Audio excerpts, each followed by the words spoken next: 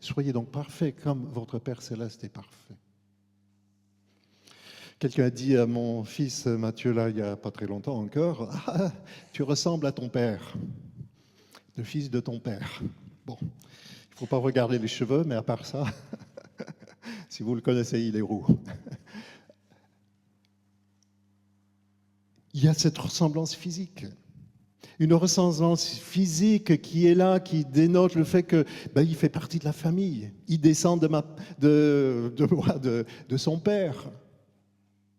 Il y a une certaine ressemblance, on peut voir ça dans les familles, une certaine ressemblance. Il y a il est le fils ou la fille de sa mère ou de son père, etc. Cette ressemblance physique. Mais il y a aussi un autre aspect là-dedans aussi, quand on parle de le fils de son père. Et c'est le caractère. Moi, j'étais frappé ça remonte à un certain temps maintenant, avec les enfants, j'oublie lequel des enfants c'était. C'est pas. En tout cas, j'étais en train de parler à l'enfant. Je ne sais pas ce que je disais, mais j'étais interpellé quand je parlais parce que, en m'écoutant, j'entendais mon père. Et ça m'a choqué. Je voulais me démarquer de mon père quand même. Mais là, c'était la même, je répétais la même ton de voix, je ne sais pas trop, mais j'entendais mon père. Et quelque part, je me rends compte que, ouais, finalement, mon caractère, je ressemble à mon père. Et peut-être vous aussi. Quelque part, il y a cette certaine ressemblance. Mais quand on est fils de son père, ce n'est pas simplement physiquement, mais c'est aussi cet aspect de caractère. Et souvent, quand on lit à travers toute la Bible, on voit ça, cette notion de fils d'eux aussi, des fils de Dieu. C'est aussi, et surtout même, cette notion, on n'est pas physiquement comme Dieu, mais être un enfant de Dieu, être fils, fille de Dieu, c'est cette ressemblance à Dieu que Dieu veut. Cette ressemblance à Christ que Dieu veut dans nos vies. Il veut des enfants qui lui ressemblent. Vous savez aussi bien que moi que ce n'est pas évident de ressembler à Jésus. Ce verset, soyez parfaits comme Christ est parfait, ce n'est pas simple. Et tout au long de l'histoire, même dans l'Ancien Testament, les Juifs, ils avaient cette idée qu'il fallait cheminer dans cette ressemblance à Christ, à Dieu. Et ce chemin de progresser dans cette ressemblance, on appelle ça la piété. Vous avez peut-être entendu parler. La piété, c'est cette idée de progresser dans cette transformation pour nous faire ressembler de plus en plus, nous en tant que chrétiens, de plus en plus à Christ. Et pour les Juifs, les trois moyens classiques pour progresser dans la piété, pour progresser dans cette transformation, il y avait la générosité qui se voit dans l'aumône ou le don, qu'on a lu dans les premiers versets du chapitre 6.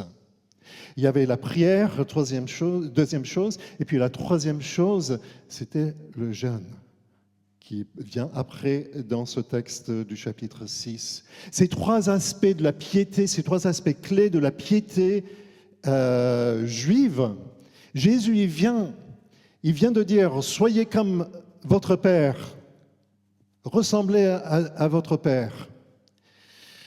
Les moyens traditionnels, pratiques, c'était à travers la générosité, la prière et le jeûne. Mais, dit Jésus, attention, l'authenticité dans tout cela n'est pas si simple que cela.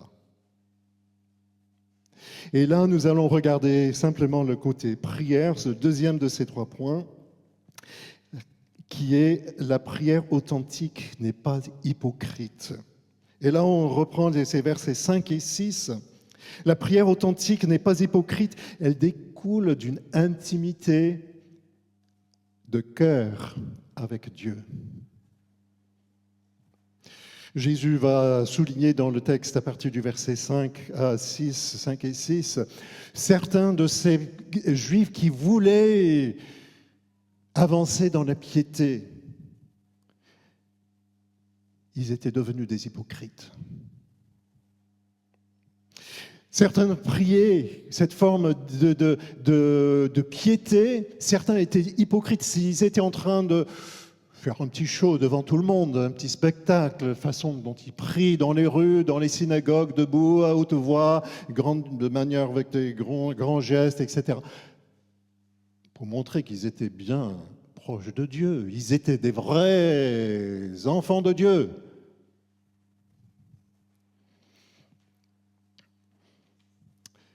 Jésus les fustige, ces gens-là. Et quand on pense Jésus, quand il s'est manifesté, quand il voulait parler à l'humanité, dans l'Épître aux Hébreux, début du chapitre 1, l'auteur nous dit que Dieu, dans ces temps qui sont les derniers, Dieu nous a parlé à travers Jésus. Mais quand Dieu a voulu nous parler à travers Jésus, qu'est-ce qu'il a fait? Est-ce qu'il a fait une chose spectaculaire pour que le monde tout entier voit comme un petit peu cette cérémonie d'ouverture des JO? Il aurait pu. Est-ce qu'il a fait un grand meeting politique, présenter son programme? Il aurait pu aussi. Qu'est-ce qu'il a fait? Il est venu dans toute discrétion, dans une petite cabane, une grange, je ne sais pas quoi, avec les animaux, à l'abri de tous, caché, silencieusement. Il est venu dans ce monde, en toute discrétion, dans l'intimité. Dieu veut nous rencontrer dans notre intimité aussi. C'est exceptionnel, ça arrive parfois, mais en général, que Dieu nous parle de manière extraordinaire et spectaculaire, ça arrive. Je ne veux pas nier ça, mais c'est l'exception plutôt que la règle, n'est-ce pas? Dieu nous parle comment, normalement? Dans l'intimité de nos cœurs, silencieusement. Peut-être il est en train de parler cet après-midi. Personne ne le sait, sauf vous, dans votre cœur. Qu'est-ce qu'il est en train de dire?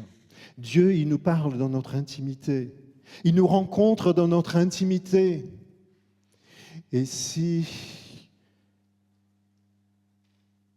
on veut cultiver là cette piété, ça commence dans l'intimité. Ça commence dans la chambre fermée, dit Jésus. Entre dans ta chambre et prie dans le secret. Entre dans ta chambre et prie dans le secret.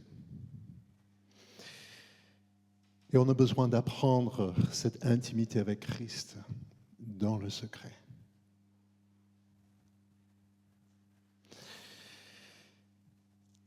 S'il n'y a pas d'intimité dans le privé, il n'y aura pas d'authenticité dans le public.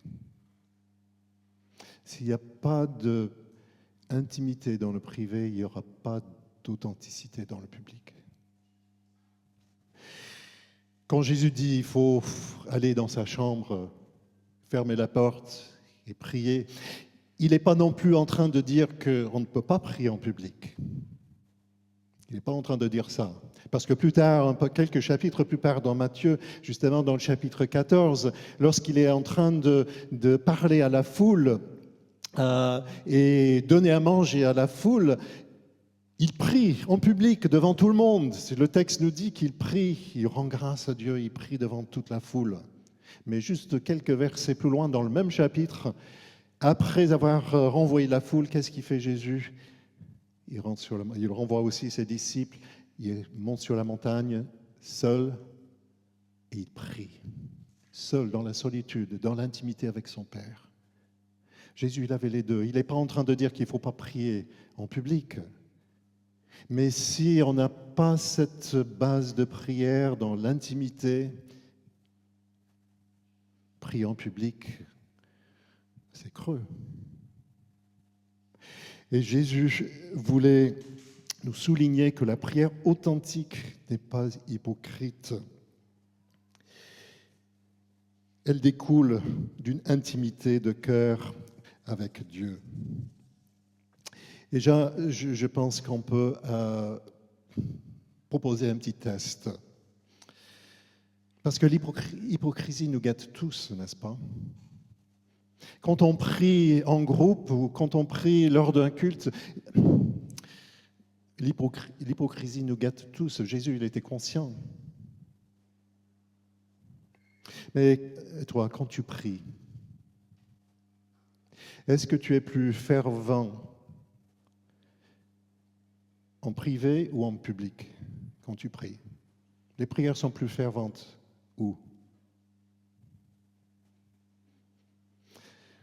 Souvent, malheureusement, je pense que c'est en public, n'est-ce pas?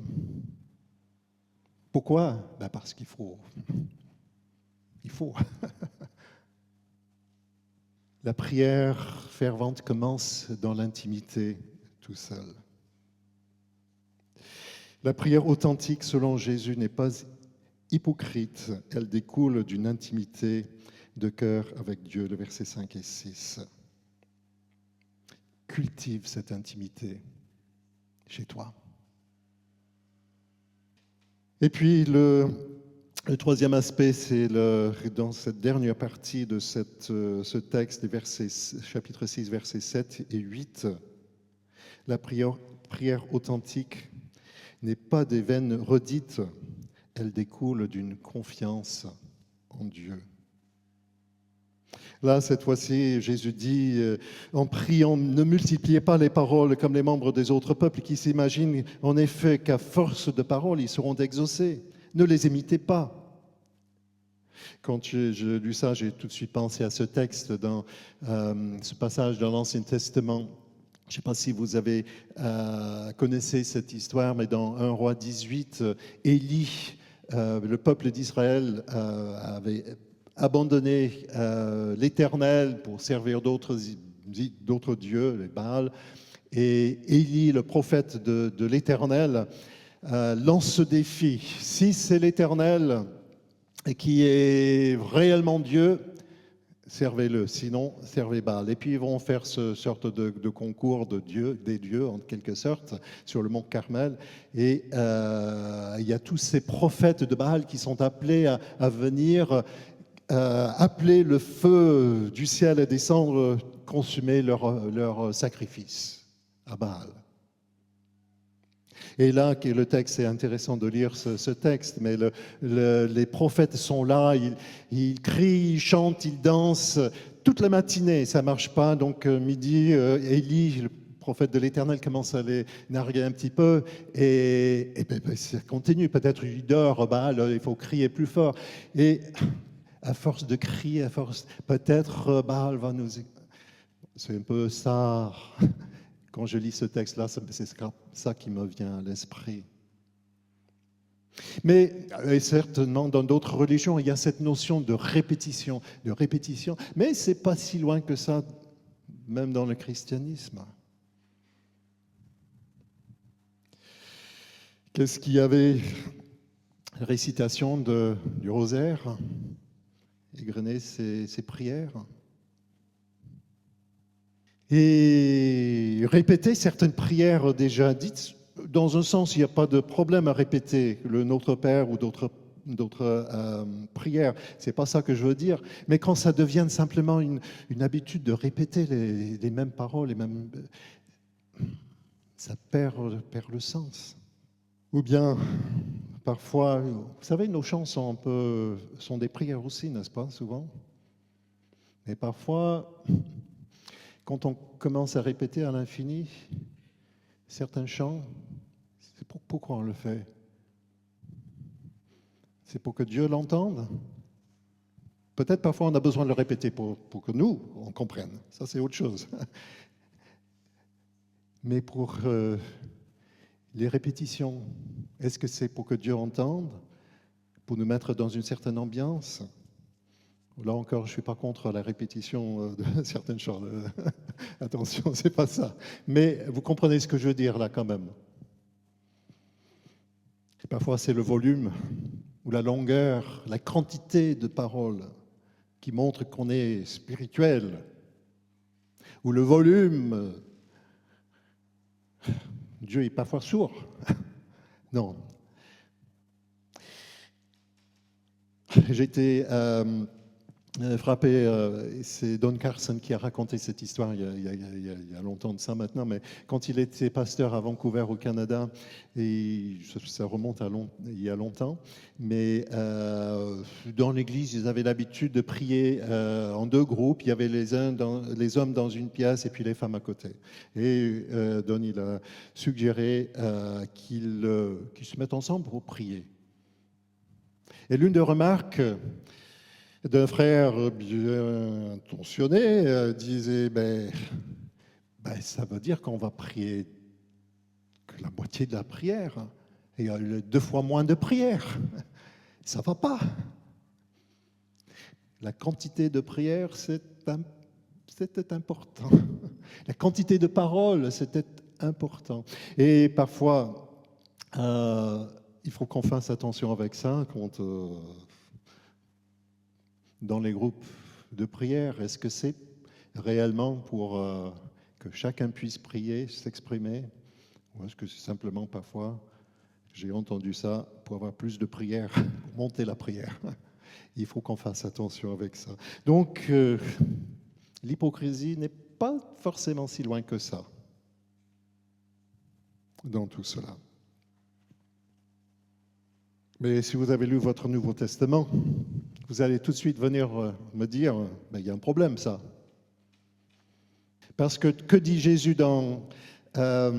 c'est dans Luc chapitre 18, verset 1. Il raconte une parabole. Ah bah oui. Et pourquoi il raconte cette parabole? Il raconte, si vous connaissez un petit peu l'histoire, il raconte cette parabole avec une veuve qui a été lésée, puis elle vient devant un juge demander justice. Et le juge, qui craint pas Dieu, le texte le dit, il dit, on laisse. Mais elle revient à la charge, elle persiste, elle persévère à exiger que ce juge lui fasse justice. Et Jésus a dit cette parabole, et il le dit explicitement à la fin. C'est pour nous apprendre à persévérer dans la prière. Venir répéter, persévérer dans la prière.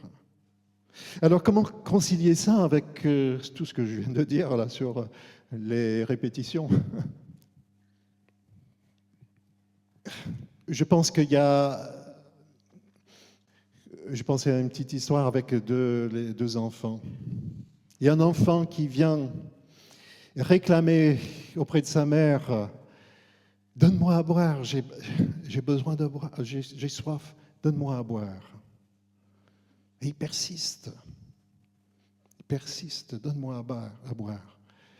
Et la maman va lui donner à boire. Il y a un autre enfant, très bien portant, qui vient réclamer à sa mère, maman, donne-moi encore un bonbon.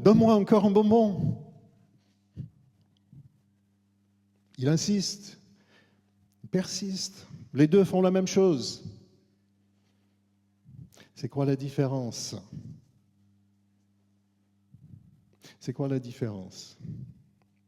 L'un, c'est un réel besoin,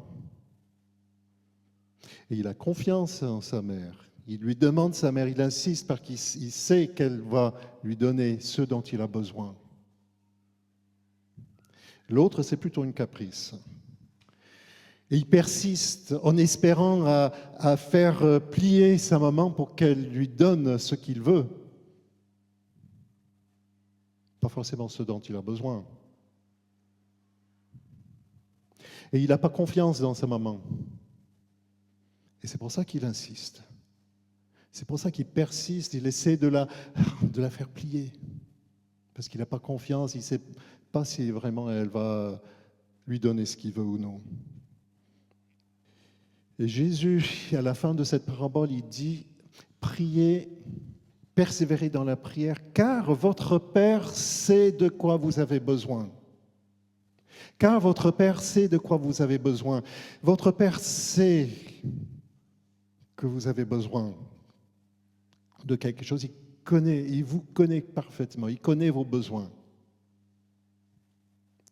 Et donc il nous invite à venir supplier qu'il nous donne ce qu'il nous faut.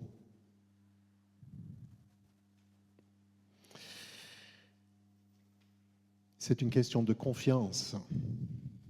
On a confiance dans la sagesse de notre Père.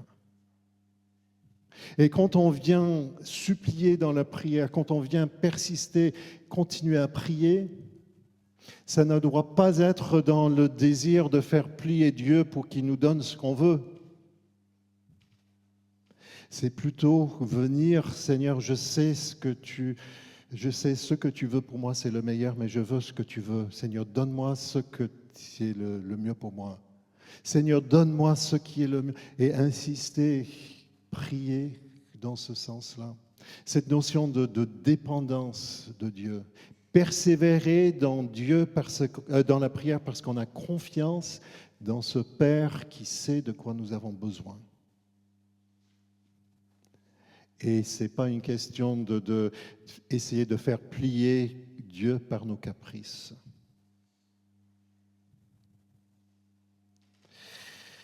Donc, Jésus peut dire à la fois éviter les vaines redites, mais persévérer quand même dans la prière. Il dit les deux choses. Vos requêtes auprès de Dieu. Vos prières, vos requêtes sont de quel type? Une expression de votre confiance en Dieu, de votre dépendance de Dieu, de votre confiance dans sa puissance, dans sa sagesse infinie? Ou est-ce qu'elles sont simplement une expression de vos désirs de cœur, vos besoins réels? Ou bien insister que Dieu réponde à vos exigences, à vos besoins, souvent peut-être, parfois imaginaires. Est-ce que vous priez pour que la volonté et le plan de Dieu s'accomplissent, ou bien que votre volonté et vos projets réussissent? Prenez le temps cette semaine, je vous encourage à analyser votre façon de prier. Qu'est-ce que ça révèle, votre façon de prier? La prière authentique qui plaît à Dieu, c'est une prière qui ne se voit pas forcément, qui ne s'entend pas forcément, mais qui vient d'un cœur où la confiance est cultivée dans l'intimité. L'intimité, la confiance. Avant de regarder plus en détail cette prière modèle que le Seigneur nous donne dans le Notre Père, Jésus veut qu'on se rende compte de notre besoin d'un bon modèle. Nous avons besoin d'un modèle positif, un bon modèle qui est le Notre Père, parce que nous avons cette tendance, comme les Juifs à l'époque, à ne pas être authentiques dans notre façon de prier.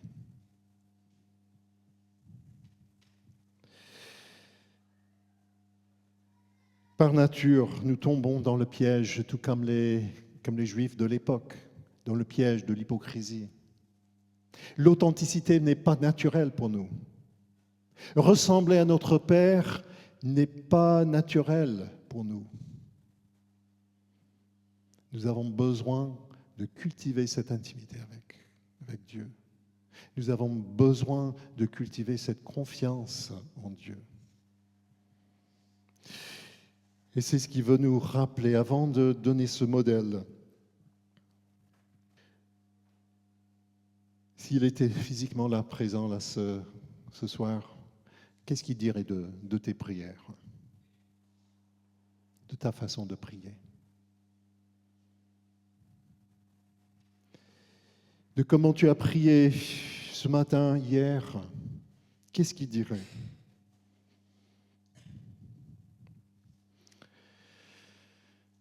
Est-ce qu'il dirait la même chose qu'il a dit à ses disciples à cette époque-là? Ces paroles étaient adressées à ses disciples. Prenons juste quelques instants pour réfléchir. La dernière fois que tu as prié, en dehors du culte cet après-midi, comment elle était cette prière? Qu'est-ce que le Seigneur veut te dire cet après-midi à travers ce texte? Est-ce que tu as besoin de mieux comprendre ce modèle que Jésus nous donne, ce modèle positif, parce que tu reconnais qu'il y a peut-être un manque un peu d'authenticité dans ta vie de prière?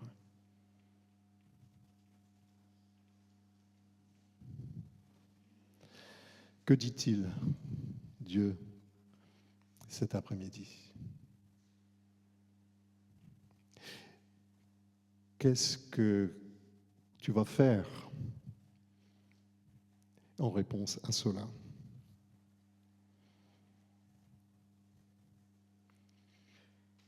Si vous avez besoin de rectifier le tir, revenez dimanche prochain. La suite, le modèle de la prière de Jésus.